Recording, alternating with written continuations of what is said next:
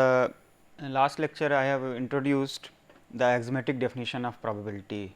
This takes care of the deficiencies or drawbacks left by the classical definition or the relative frequency definition of probability.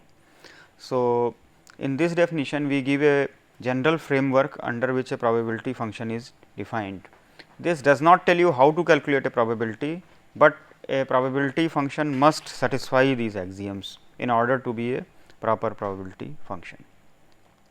So, in particular if we have a sample space and a sigma field of subsets of that sample space, let us call it script B, then a set function p from B to R is said to be a probability function if it satisfies the given three axioms, which we name P 1, P 2, P 3. The first is the non-negativity axiom, that is the probability of A is greater than or equal to 0 for all A belonging to B. So, this is the axiom of non-negativity. Then probability of the full sample space is 1. Basically, it makes the P to be a finite function, and the third axiom is the axiom of countable additivity, that is for a given pairwise disjoint sequence of sets, probability of the union is equal to the sum of the individual probabilities. Thus, this omega B and P is called a probability space. Now, some of the consequences of the axiomatic definition are as follows. The first consequence is, let me call it C 1, that probability of the impossible event must be 0. To prove this statement, let us take A 1 is equal to say omega and A 2, A 3 etcetera to be phi in axiom P 3. Then we will get probability of omega is equal to probability of omega plus probability of phi plus p of phi plus p of phi etcetera. Since p omega is 1 and p 1 implies that p phi is greater than or equal to 0, we must have p phi equal to 0.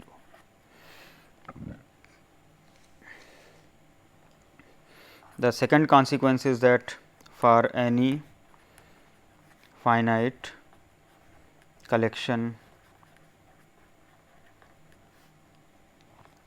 A 1, A 2, A n of pairwise disjoint sets in B, probability of union A I is equal to 1 to n is equal to sigma probability of A I is equal to 1 to n. Let me explain this, that why do we need this finite additivity consequence here to be proved. We have assumed the countable additivity axiom, but that does not necessarily imply the finite additivity. A proof of this can be given using the fact that in A 3 we can take A n plus 1, A n plus 2 etcetera to be phi in the third axiom. Then we will get probability of union A I is equal to 1 to n is equal to sigma probability of A I is equal to 1 to n plus p phi plus p phi etcetera. Now, if you use consequence 1 here, then these terms are 0 and we get sigma probability of A I is equal to 1 to n.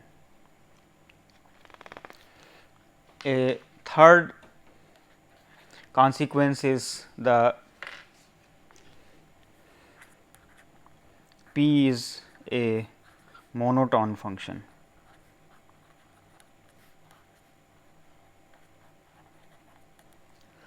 That is, if I take say A to be a subset of B, then probability of A will be less than or equal to probability of B. Let us look at the proof of this. Consider say a set A and a set B.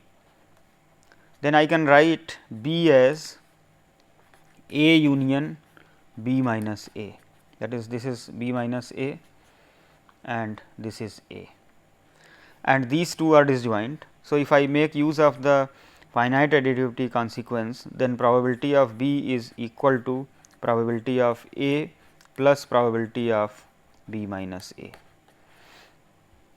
Naturally, this is greater than or equal to probability of A, since probability of B minus A is always greater than or equal to 0. As a further consequence, we have that for any event A, probability of A lies between 0 and 1. Now, the first part of this is always true because of the P 1 axiom. Now, A is a subset of omega for every omega for every A. This implies that probability of A is less than or equal to probability of omega, that is equal to 1. If I consider probability of A complement, then it is equal to 1 minus probability of A.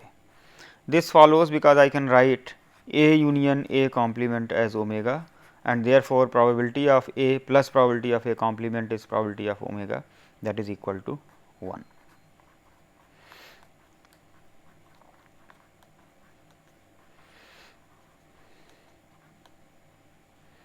Now, we look at certain further consequences of the definition. The first of them is the addition rule.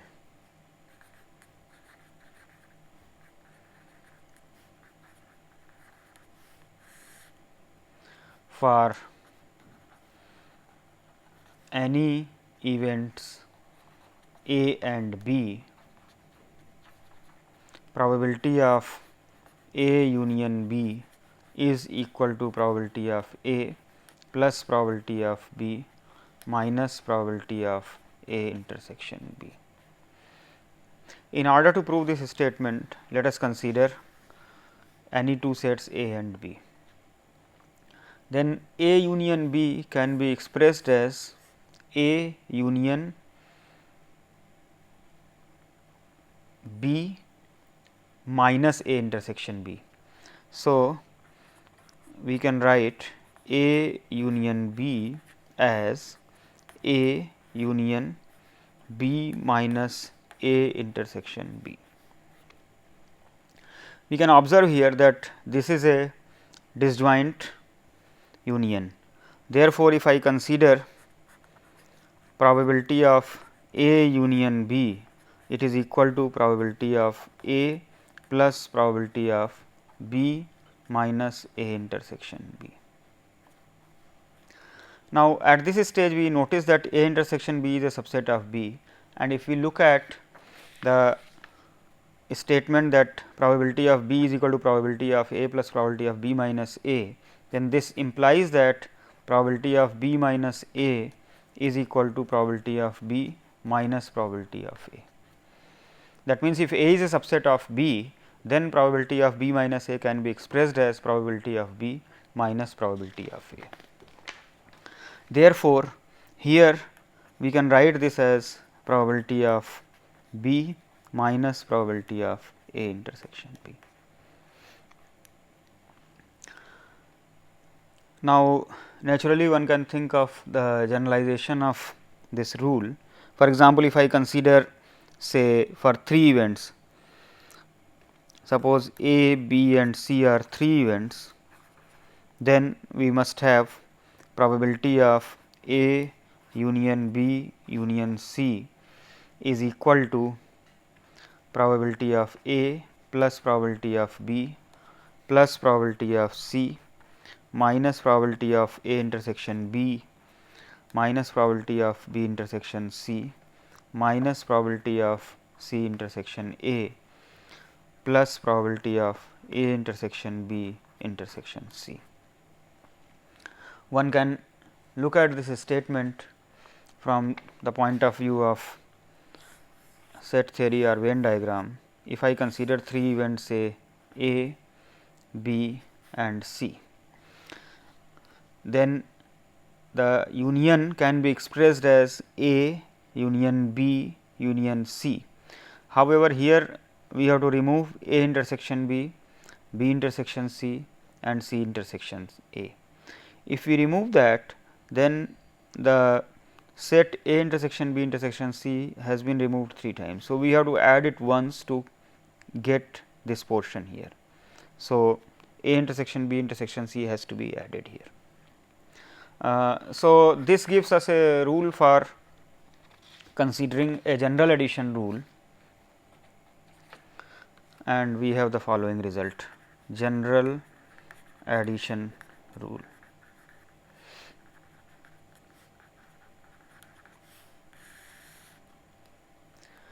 So, if we have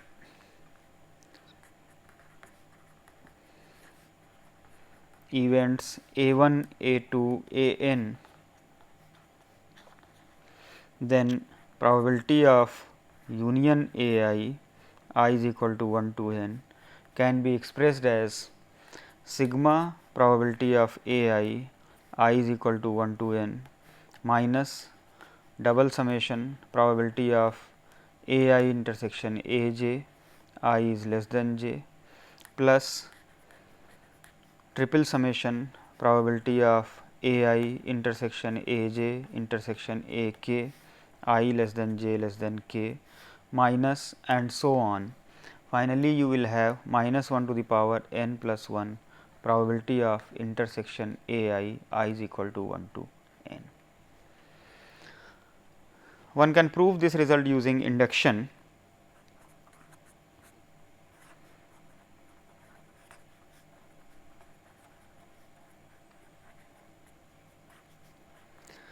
For example, if we take n is equal to 1, the result is trivially true.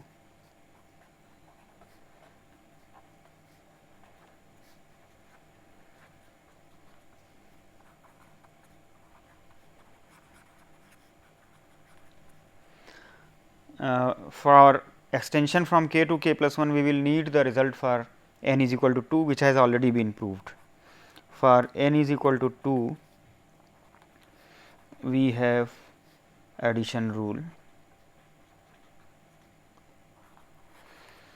Now, assume that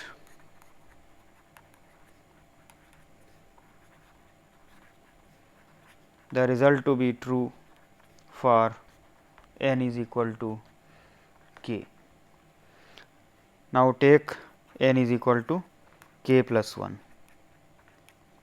So, we need to consider probability of union I is equal to 1 to k plus 1, and we can consider it as probability of union I is equal to 1 to k union A k plus 1. So, now I can apply the result for the union of A and B, 2 events. So, this becomes probability of union I is equal to 1 to k plus probability of A k plus 1 minus probability of union I is equal to 1 to k intersection A k plus 1.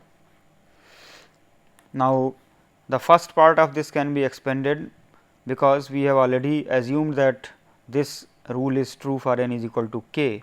So, this becomes sigma probability of I is equal to 1 to k minus double summation probability of I intersection Aj I less than j. Now, these sums are up to n, triple summation probability of I intersection Aj intersection Ak I less than j less than k, the sums are up to n, and so on, plus up to minus 1 to the power k plus 1 probability of intersection I is equal to 1 to k. Now, then we have probability of A k plus 1, and here we apply the distributive property of the unions and intersections. So, this becomes minus probability of union A I intersection A k plus 1 I is equal to 1 to k. Now, if you look at this last term, it is again union of k events, and since we have assumed the probability of union result to be true for n is equal to k, we can apply that formula.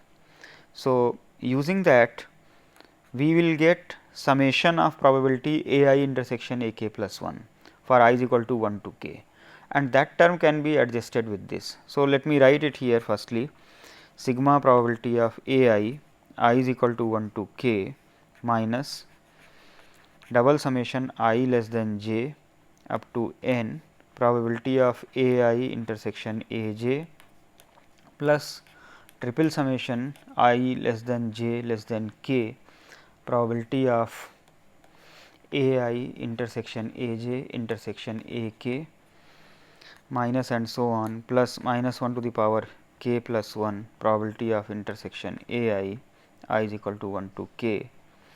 Now, this probability of A k plus 1 can be added to the first term. So, the first term becomes probability of A I is equal to 1 to k plus 1. Now, let me expand the last union by using the formula for n is equal to k. So, this becomes sigma probability of A I intersection A k plus 1 I is equal to 1 to k minus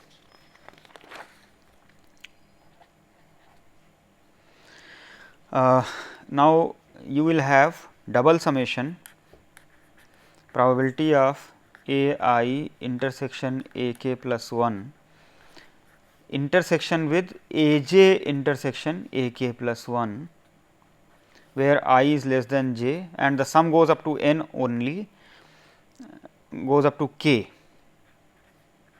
So, I think I have made some small mistakes here. These sums are up to k.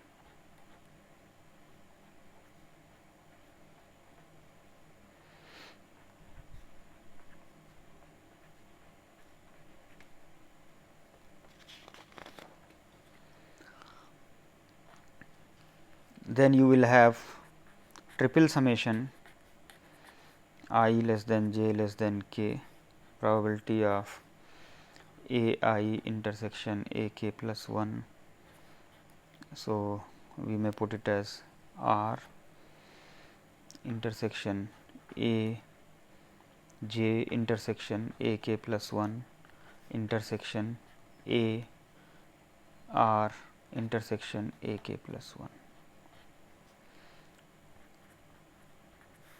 and so on minus 1 to the power k plus 1 probability of intersection A I intersection A k plus 1.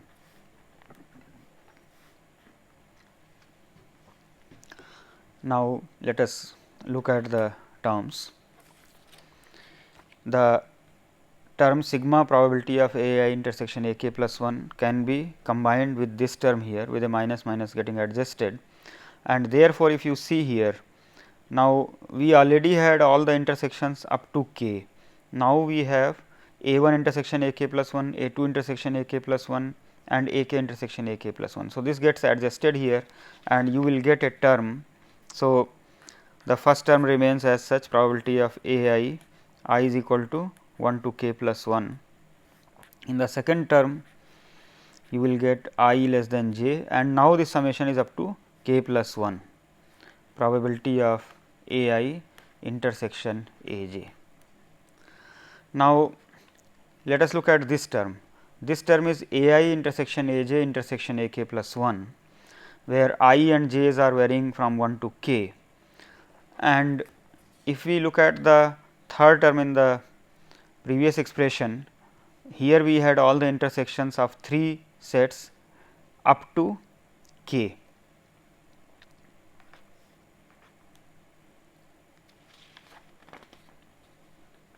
So, this term gets adjusted in this one and you will get plus triple summation probability of A I intersection A j intersection A L A R I less than j less than r up to k plus 1. In a similar way, if I look at this term here, it will be intersection of the 4 terms, and the last set is a k plus 1, that means it is taking care of all the terms of the intersection taken 4 sets at a time. So, in this way all of the terms are combined. If you look at this term, this is actually intersection of all of the a i's from I is equal to 1 to k plus 1, and since there is a minus sign outside of the square bracket, this becomes minus 1 to the power k plus 2. So, you will get minus 1 to the power k plus 2 probability of intersection I is equal to 1 to k plus 1. Hence, the result is true for all positive integral values of a.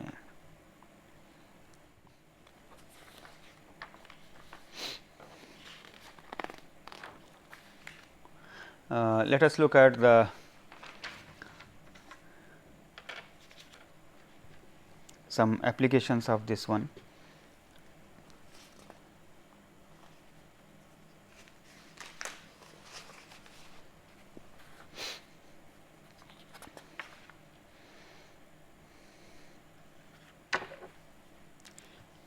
Before giving the application, let me also consider the limit of the probabilities or probability of the limit. As I mentioned that we have defined monotonic sequences, and for the monotonic sequences of the sets the limit always exists.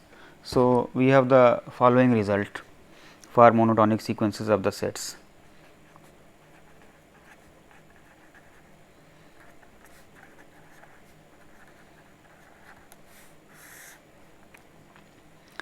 We have the following theorem: if a n is a monotonic sequence of sets in B, then probability of limit of a n is equal to limit of probability of a n.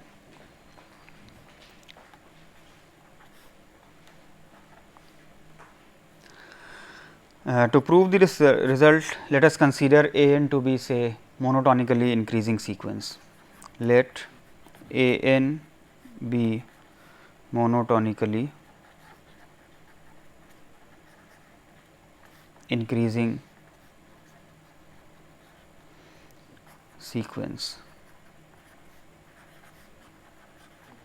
If that is so, then limit of the sequence a n will become union of a n is equal to 1 to infinity. In order to prove that, we have to look at probability of limit means probability of the union. Now, what we do, we decompose this union by defining a new sequence of sets by saying say B 1 is equal to A 1, B 2 is equal to A 2 minus A 1, B n is equal to A n minus A n minus 1 for n greater than or equal to 2.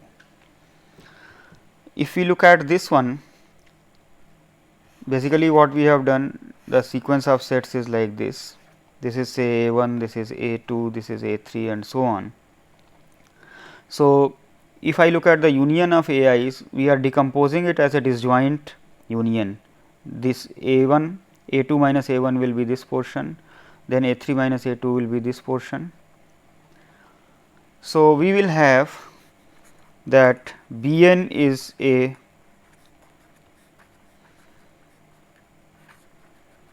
disjoint sequence of sets, and A n is equal to union of B I from 1 to n.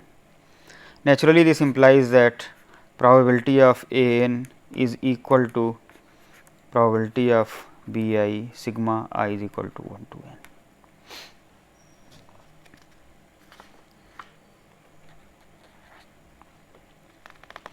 Now, if we look at limit of the sequence A n as n tends to infinity, then it is equal to limit of union B I is equal to 1 to n tending to infinity, which is equal to union of B n is equal to 1 to infinity, because union B I is a monotonic increasing sequence and the limit will be the ultimate union of these sets. So, if I look at probability of limit of A n as n tends to infinity, then it is equal to probability of union B n is equal to 1 to infinity. Now, B n is a disjoint sequence of sets, then by the axiom of the countable additivity, this becomes probability of sigma probability of B n is equal to 1 to infinity. Now, this we can write as limit as n tends to infinity sigma I is equal to 1 to n probability of B I, which we can write as probability of union of B I is equal to 1 to n, which is equal to limit as n tends to infinity probability of A n. So, thus we have proved that probability of a limit of a sequence of monotonic sequence of sets is equal to limit of the probability of the sequence of the sets. We may also consider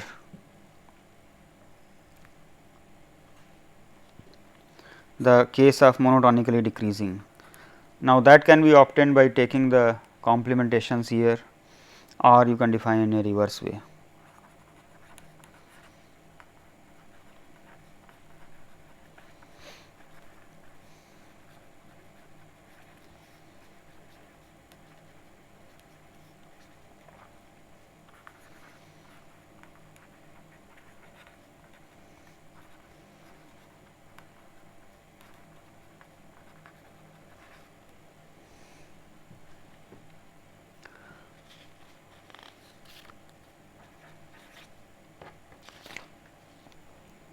Thank you.